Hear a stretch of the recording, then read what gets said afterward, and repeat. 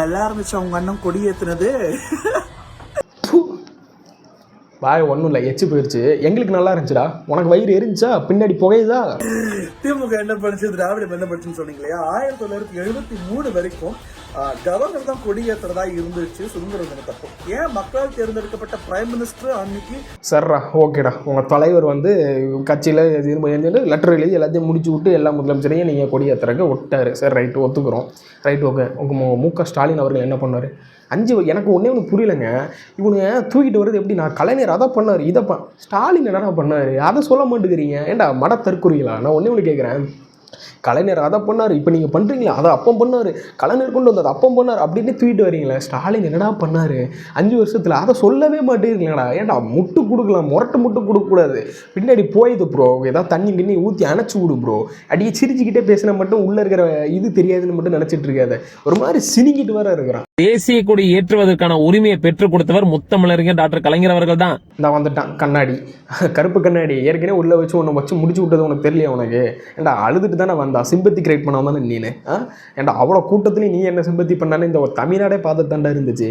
இவன் வந்துட்டான், கலைஞர் பெச்சு கொடுத்தாரு. ஆமாடா, பெச்சு கொடுத்தாரு. இப்போ என்னடா பண்ணணும்? இப்போ என்ன பண்ணணும் உனக்கு? அவர் கொடியேற்றுறதுக்கு உனக்கு காண்டு எரியுதா? அவனுக்கு எரிஞ்ச மாதிரி உனக்கு பின்னாடி எரிஞ்சிட்டு இருக்குதா? அவர்களை கூட்டிட்டு வந்து முதல் வரிசையில் உட்கார வைக்கிறீங்களே, உங்களுக்கு மனசாட்சியே உறுத்தல? அது முகம் சுளிக்கக்கூடிய அளவுக்கு இல்ல. எப்பேற்பட்ட உரிமையை வாங்கி கொடுத்திருக்காரு, எப்பேற்பட்ட வரலாறு சிறப்புமிக்க ஒரு உரிமையை வாங்கி கொடுத்திருக்காரு. எல்லாமே போராட்டம் பண்ணி வாங்கி கொடுத்திருக்கோம். நாங்க வாங்கி கொடுத்தத நீங்க அதை எல்லாமே நீங்க ஒரு லைட்டர் வெயிட்டா எடுத்துட்டு இருக்கீங்க. உனக்கு இந்த போச்சத்திற்குரிய மரியாதைக்குரிய அப்படின்னு சொல்லிட்டு உட்காந்து சொல்லிட்டு இருக்கேன் பார்த்தீங்களா? அதே மாதிரி நானும் கேட்குறேன் மிஸ்டர் மட தற்கொலை அவர்களே. நான் ஒன்று கேட்டுக்கிறேன். இங்கே எதுக்குனாலும் உள்ள உடனே எடுத்துகிட்டு ஒரு பர்சனலே சொருவுறது. ஓகே, இங்கே வந்து அவங்க த்ரிஷாவாக வந்துட்டாங்க, வந்தவொடனே இங்கே அத்தனை பேர் இருந்துட்டு ஒரு சில பேர் கோவம் வருது. இங்கே ஒரு சில பேர் கோவப்படுறது எதுக்குன்னா, விஜய் அவர்களோட இந்த மாதிரி நீங்கள் இந்த மாதிரி மட தற்கொலைலாம் கம்பேர் பண்ணி பேசுகிற போது அதை தவிர்க்கலாமேன்னு சொல்லிட்டு தான் இங்கே நிறைய பேர் பேசிகிட்டு இருக்காங்க. அதுக்கு நாங்கள் அவங்க வரக்கூடாதுன்னு சொல்லிட்டு இங்கே யாருமே உட்காந்து சொல்லலையே. அவங்க வரக்கூடாதுன்னு யாராவது சொன்னாங்களா? இப்போ இதே இடத்துல அவங்க அப்பா அம்மா வந்து உட்காந்துருக்காங்க, அவங்களும் வந்து உட்காந்துருக்காங்க. உன் பார்வையில் அவங்க வந்து வேறு மாதிரி தப்பாக தோணுது, மற்றவங்க பார்வையில் அது ஒரு ஃப்ரெண்ட்ஷிப்பாக கூட தோணலாம்ல. அப்போ ஒரு ஃப்ரெண்ட்ஷிப்பில் வர தப்பு கிடையாதுன்னு சொல்லிட்டு உங்களுக்கு தோணலாம். உங்களை மாதிரி ஆட்கள் இது ஒரு கண்டென்ட்டாக எடுத்து பேசுவாங்கன்னு சொல்லிட்டு தான் நானே உட்காந்து பேசுனேன். என்னென்னா இந்த மாதிரி மட தற்கொலைகள்லாம் உட்காந்து பேசும், இந்த தற்கொலைகள் உட்காந்து பேசும்போது வந்து அது இந்த மாதிரி தான் வரும், அவங்க வந்தாங்கன்னா அப்படி வரும்னு சொல்லிட்டு வர வேண்டாம்னு சொல்லிட்டு நானே உட்காந்துட்டு நான் ஒரு வீடியோ போட்டிருக்கேன். பட் நீங்கள்லாம் வந்துட்டு இந்த மாதிரி அவரோட தனிப்பட்ட வாழ்க்கையில் அவர் வந்துட்டாங்க, அவங்க உட்காந்துட்டாங்க, அவர் ஒரு ஆக்ட்ரஸ்ஸு அதனால் வந்துட்டாங்க அப்படின்னு சொல்லிட்டுலாம் நீங்கள் உட்காந்து பேசிகிட்டு இருக்கீங்களே. அங்கே உங்கள் தலைவரோட வாழ்க்கையை தோண்டணும்னு வச்சுக்கலாம், அவ்வளோ நாரி கிடக்குது. ஃபஸ்ட் அங்கே போய் தோண்டினதை மூடுங்கடா. போய் அங்கே நாரி கிடக்கு பார்த்தீங்களா, அதெல்லாம் மூடிட்டு வந்துட்டு இங்கே வந்து வாயை திறந்து பேசுகிறத பார்க்கலாம். புரியுதா உங்களுக்கு? அங்கேயே நாரிட்டு இருக்குது. அதை அவனுக்கு மறைக்கிறதுக்கு துப்பு இல்லை, மறைக்க முடியாது. அதெல்லாம் வரலாறுலாம் 3 வச்சுருக்காரு, சாரி 3 விஷயம் இருக்குது. அப்படி இருக்கும்போது நீங்கள் எல்லாம் இருந்துட்டு உட்காந்து பேசுகிறதுக்கு என்னடா தகுதி இருக்குது? வேறு எவ்வளோ ஒருத்தன் கட்சியில் இருக்கான் பேசினா கூட பரவாயில்ல. டிஎம்கேல இருக்கிறவன் நீலாம் வந்துக்கிட்டு அவர் வச்சிருக்கிறாரு, அவர் வைக்காமல் போகிறாரு அப்படின்னு சொல்லிட்டு உட்காந்து பேசுகிறதுக்கு உங்களுக்கு என்னடா தகுதி இருக்குது?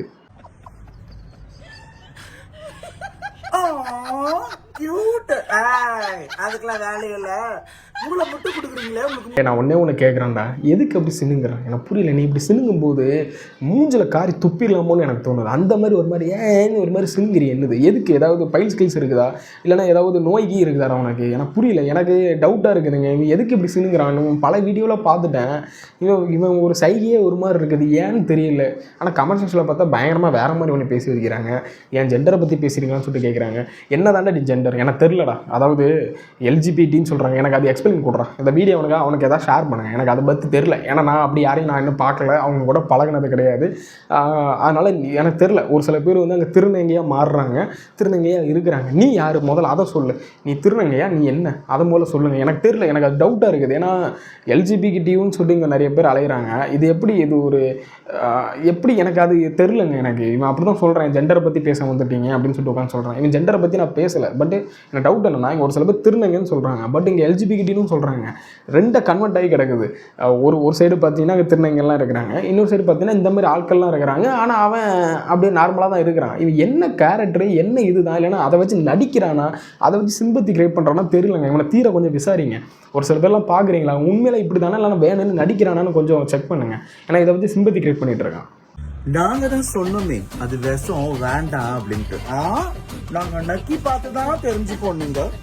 இப்போ தொண்டை கவுது குடையுதுன்னா நாங்க என்ன பண்ண முடியும்? கமெண்ட்ல வந்து அசிங்கமா திட்டம் போல தோணுமே. கமெண்ட் ஆஃப் பண்றேன். பாய். அதாவது ப்ரோ ப்ரோ ப்ரோ ப்ரோ அதாவது தொடப்பக்கட்ட ப்ரோ ஒன்றை துப்பில் ப்ரோ வாயில் வந்து அந்த போயிடுச்சு. கொசு அவ்வளோ போயிடுச்சு. ஆனால் அந்த கொசுலாம் வந்து ஒன்று மூஞ்சில் காரி துப்பிடணும், இல்லைன்னா வந்து அடித்து இப்படியே பண்ணால் முடிஞ்சு போச்சு. ஏன்டா நக்கிறதை பற்றி பேசுறியே, எனக்கு ஒன்றும் புரியலடா. அதாவது நக்கிற நினப்பிலே இருக்கவன் தான் நக்கிறதை பற்றி பேசிகிட்டு இருப்பான். ஏன்டா ஒரு மனுஷன் எதை மீன் பண்ணி எதை வச்சு நீ உட்காந்து பேசுகிறது? இதுலேயும் கேரக்டர் எப்படின்னு உனக்கு புரியுதா? உனக்கு எதுனால நீ எப்படி இவன் வீடியோவே எப்படி இருக்குதுனாங்க ஒரு மாதிரி சினிக்கிட்டு ஒரு மாதிரி மீனிங்கில் உட்காந்து டபுள் மீனிங் கணக்கில் உட்காந்து பேசிக்கிட்டு ஒரு மாதிரி 18+ கண்டென்ட் மாதிரியே அப்படி வர்றது. இவனெல்லாம் உட்காந்துட்டு என் டீமுக்குள்ளே வச்சுட்டு இருக்கீங்க அப்படின்னா மகா தப்பு பண்ணிட்டு இருக்கிறீங்க. இவனெல்லாம் தூக்கி வெளியே பிடிச்சி போட்டுருங்க. இவனை கட்சிக்குள்ளே நீங்கள் வச்சுட்டு இருக்கீங்கன்னா இவனை பார்த்து இங்கே பாதி பேர் வெளியே போயிடுவாங்க. தெரியாமல் இருக்கிறீங்க. இந்த மாதிரி தற்கொலைகளையும் மட சாம்பிராணிகளையும் உட்காந்து பேச விட்டுட்டு இருக்காதீங்க. வேற கடைசியில் எப்படி கேமரா அடிச்சு தடப்ப கட்ட அப்படின்னு துப்புறைய நான் ஒன்று சொல்கிறேன்னா எச்சி ஒழுங்குருக்கும்னு நினைக்கிறோம் மூஞ்சில். அதாவது கொஞ்சம் மாதிரி நினச்சிட்டு பேசுகிறான் மனுஷனுக்காக, அதாவது மக்களுக்காக உட்காந்து பேசுகிறேன்னு சொல்லி நீ சொல்கிறான். எந்த மக்களுக்காக உட்காந்து பேசுகிறான்? எப்படி எனக்கு புரியல. உனக்கு உன்னோட சுய லாபத்துக்காக உட்காந்து பேசுகிறியா? இதனால் நீ ஏதாவது பெனிஃபிட் அடைஞ்சிட்டு இருக்கியா? நீ சொல்லு எனக்கு தெரிஞ்சு. அதாவது மனுஷனாக இருக்கான் மக்களுக்காக நல்லது நினைக்கிறான் அப்படின்னா எங்கடா எத்தனை நாள் ஒளிஞ்சிருந்தீங்க? எனக்கு அதோட கொஸ்டின் மார்க்கு. இந்த டிஎம்கே இதில் எதுவுமே நடக்காத மாதிரியும் இப்போ தான் புதுசாக நடக்கிற மாதிரி உட்காந்து பேசுகிறீங்களே. நீ பேசு. எங்கள் அதாவது நீ இப்படி எப்படி பேசணும்னா எங்கள் டிஎம்கே ஆச்சுன்னு இதே தான் நடந்துச்சு, நீங்களும் இதே பண்ணிகிட்டு இருக்கீங்களே. எங்கள் டிஎம்கே ஆச்சுன்னு இதே கொலை தான் நடந்துச்சு, நீங்களும் இதுவும் பண்ணிகிட்டு இருக்கீங்க அப்படின்னு கம்பேர் பண்ணி வச்சு பேசுகிறான். 5 வருஷம் டிஎம்கே ஆட்சியில் எதுவும் நடக்காத மாதிரி உட்காந்து பேசிட்டு இப்போ புதுசாக நடக்கிற மாதிரி உட்காந்துட்டு அவதூறு பரப்பிட்டுருக்கீங்க. முக்கியமாக தயவு செஞ்சு சொல்கிறேன், இங்கே அரெஸ்ட் பண்ணுறாங்கன்னு சொல்கிறாங்கல்ல, முதல்ல இவனை மாதிரி ஆட்களை வந்து பேச விட்டு மக்கள் மத்தியில் எப்படின்னா ஸ்டாலின் அவர்களே எவ்வளோ மேலும் சொல்கிற மாதிரி ஒரு ட்ராமா செட் பண்ணிட்டு இருக்கீங்க. ஆனால் இங்கே எப்படி இருக்குன்னா இங்கே நீங்கள் ஒரு ஜோக்கர் கூட்டமாக ஒரு ஜோக்கர் முன்னெச்சக்கலங்கமாக மாறிட்டு வரீங்க. கூடிய சீக்கிரத்தில் அவங்க கட்சியோட பேரை மாற்றுற லெவலுக்கு இவனை கொண்டு வந்துடுவாங்க ஜோக்கர் முன்னெச்சக்கலங்கம் அப்படின்ட்டு. அதுக்கு தான் வெயிட் பண்ணிகிட்டு இருக்கிறான். சரி பார்க்கலாம். ஏன்னா இவனை மாற்ற வச்சுருவானோ போல. அப்படி தான் டிஎம்கேவை அடியோடு அழிக்கிறதுக்கு இவனை உட்காந்து வேலை பார்த்துட்டு இருக்காங்க. இந்த தீர விசாரிங்க. ஸ்லீப்பர்ஸ் எல்லாம் வேறு இருக்க போகிறானுங்க.